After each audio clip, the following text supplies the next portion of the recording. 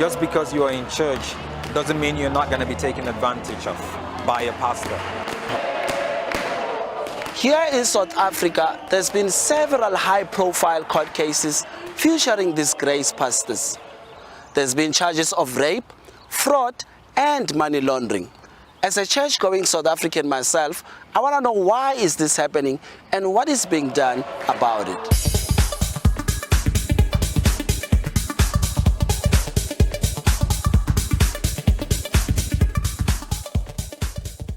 The word give is a word that has been used and abused so much by the people of the world today, especially by the people that are identified with God. Now, I'm sure many people understand that that word give, and it shall be given to you, was found in the book of Luke, chapter 6, verse 38. For many people that have been led and misled by that same word, that same phrase, give, we're going to study the Bible today and to see if what we hear in the church is the truth or it has been adjusted to suit the interest of men. So I want to study very briefly, as the Lord gives us the opportunity, the book of Luke, chapter 6, and we'll start our reading from verse 37 to 38 to see give in the real context that God sent it to us.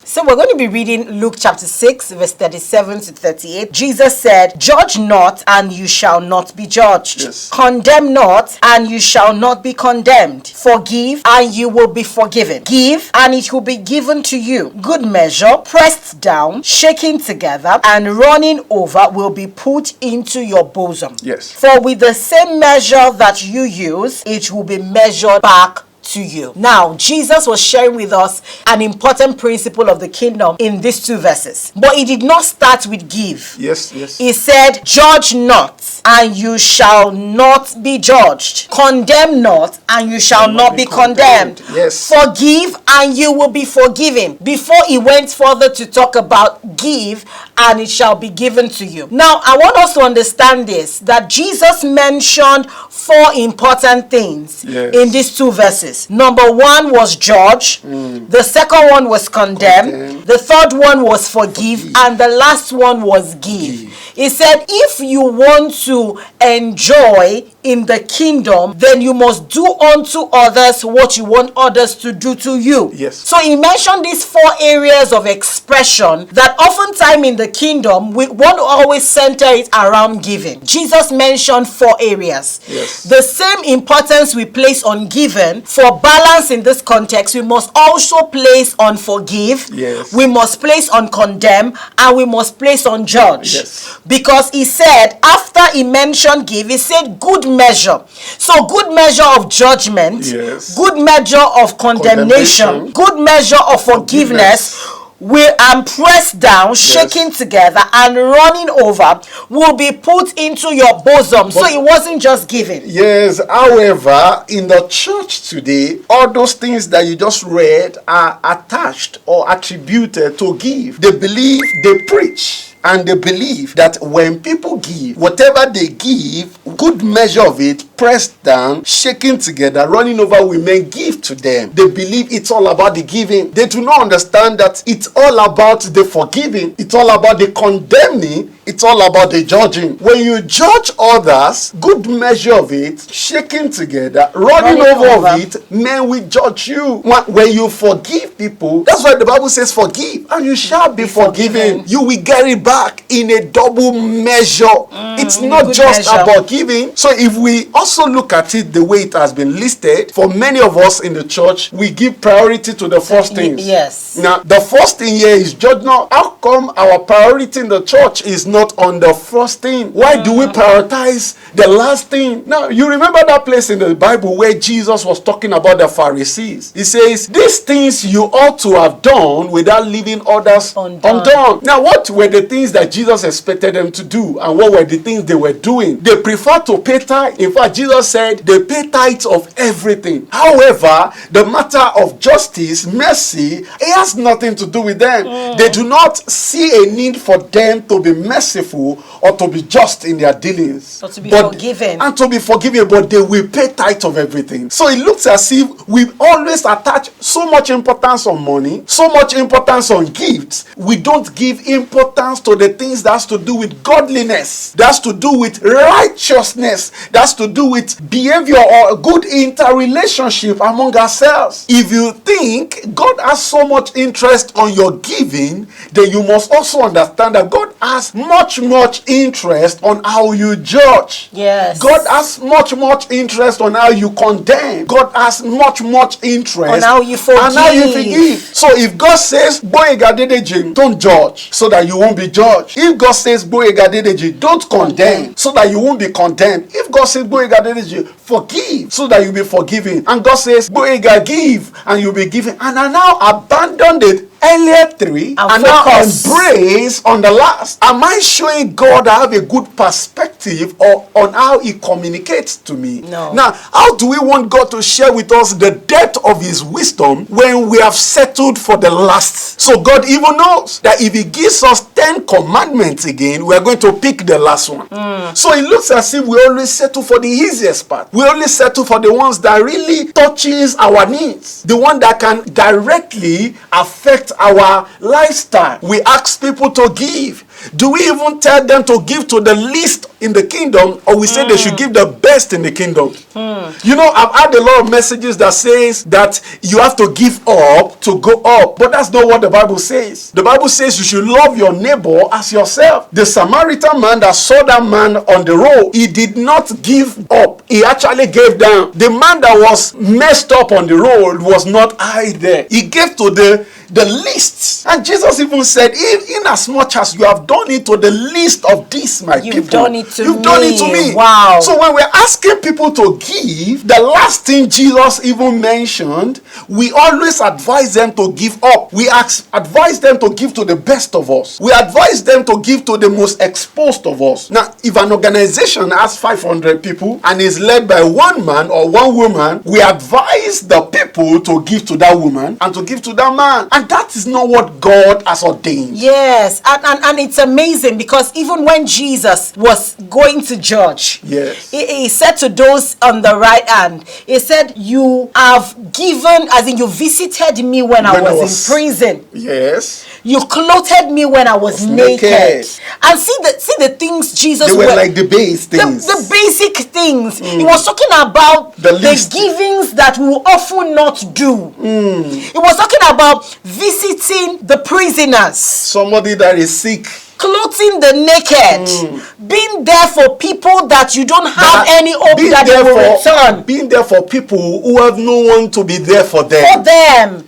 That's what God has ordained, not the act of giving up, as we popularly say. And the Bible also talks about if you even want to be religious, yes, which is not advisable. But it said pure religion, which is kingdom, yes, should be this: visiting the orphans and the widows. Yes. So how much of this do we do? How much of this kind of givings do we commit ourselves to daily?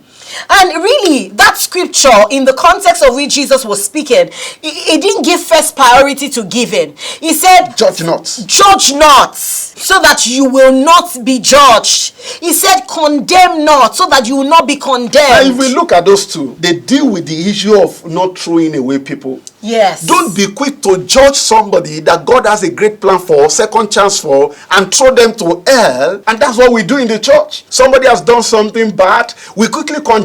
Yes. And Jesus says, before you even ask them for their money, don't trash them. Yes. Yes. You are concerned about what they give to you. I'm concerned about their soul. Preserve them. Give them the opportunity to repent. Yes. I need them the same way I need you. The same way you are useful to me, they're useful to me. Yes. So Jesus began with two important things. Don't judge. And this is the context of it. Don't condemn them. Yes, and forgive. Because that's what Jesus told that woman. He said, neither do I condemn you. you. See that woman that was caught in the very act of adultery, the religious people were ready to stone her and cast her out. They were judging her. They were judging and her. Jesus even asked them, which among you has not committed a sin before? Since none was guiltless, they all left. And Jesus said, where are those accusers of yours?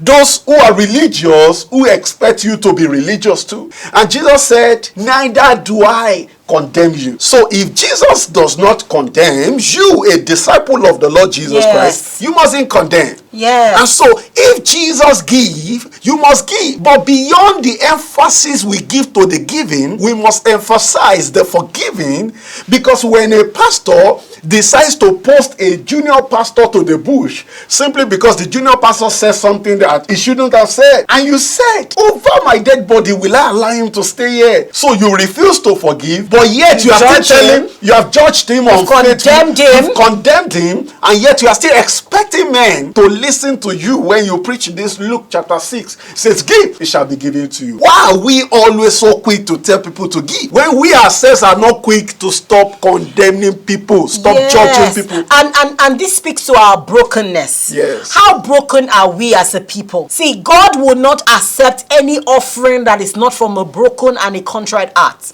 Because before you can start talking about giving to God or giving to people, you must have satisfied the condition of not judging, not condemning, and forgiving. Then you can give. Then you can now give. Out of the abundance that God has given to you, you can give. You know, the Bible says don't give out of necessity. You must give from a heart that is cheerful. That's cheerful. You should go to our churches. People give because they just have to give. Some people even just give. They give out of bitterness, out of unforgiveness. Some people give out of pride too. Yes, and that's not from a broken and a contrite heart. So what Jesus is saying to us is that, see, you must first be broken. Before we raise an army of men and women in our gatherings that are givers, let's raise the army of those who are forgivers. Yes. Those who don't condemn, those who don't judge.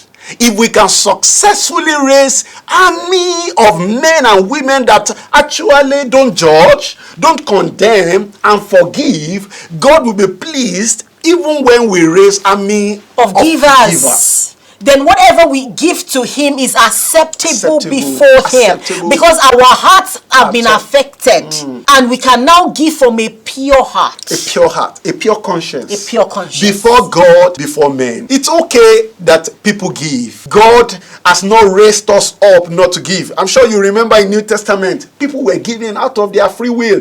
The Holy Spirit instructs them. The Holy Spirit moves them. They give. Yes. And those who were not moved by the Lord, Ananias and Sapphira, who decided to give because they wanted to show up and show off, they were condemned by God because they sinned against the Holy Spirit. If the Holy Spirit doesn't move your people to give and they give, they could even be granted financially for that giving. God must be in charge of the givings of the people. The same way you require the Spirit of God to forgive, not to judge people, not to condemn people, you require the Spirit of God to give. So allow your people to grow in the grace of the Lord, in the gift of the Spirit. Allow your people to grow and mature in the Spirit to the point that the Lord is the one that instructs them to give to you. Enough of commanding people to give. Enough of marketing the church activities to the point that people are prompted to give, not by God, but by your own promptings. If you will have peace in your latter days, don't receive gifts from men and women who cannot forgive. This is a word from the Lord. Do not collect gifts. Don't collect offering. Don't collect tithe from men and women who cannot forgive. It's an abomination to God. God is not broke. God is not looking for money. God is the one who owns everything. If men must give to God, they must give from a worthy heart. They must give out of their own brokenness, surrenderness to God, knowing that whatever they have, they've received from the Lord. Don't misrepresent God as its ambassador. God has called called you into this ministry, he expects you to represent him accordingly. And as you do that, I believe you will be fulfilled. So it's important that we first give mercy. We're a people that give mercy. We are merciful to people. When you give mercy, you will receive mercy in return. When you give forgiveness, you will receive in return. Just like the Lord's Prayer, when Jesus, was teaching his disciples to pray, he said, "Our Father in heaven, hallowed be thy name, your kingdom come, your will be done on earth as is in heaven. Give us this day our daily bread. Forgive us our sins as we forgive those who sin against us." So he is telling us to live our life based on this principle. You must forgive others for you to have confidence to receive forgiveness from God. You must be merciful. You must give to others for you to have the confidence to receive from God. You must not judge people for you to tell people not to judge you. You mustn't condemn people if you want people to give you benefit. Yes, and that's what the Bible says, that good measure pressed down and shaken together will men give to your bosom. Not just the giving that came last, but they will give to you even in forgiveness, in mercy, in everything that God has said. Yes, I believe that you have been blessed, because this is an important principle in the kingdom that you must not joke with. For you to say you are a child of God, you're the child of the King, you must honor the words of the King. Yes. And as you do that, you live your life daily in the precepts and the principles of God, you see great testimonies in your life. I believe this message has blessed you, and if it has done that to you, I believe it will do that to someone else. Please like this video, share it with your friends, your colleagues, and your loved ones. If you have not subscribed to the channel, please subscribe and click on the notification bell so that every time we have new content, you will be the first to know. And as you do this and share God's word, please drop your comment on how this word has blessed you and how the testimony of this word is exuding in your life. We'd love to read from you. God bless you.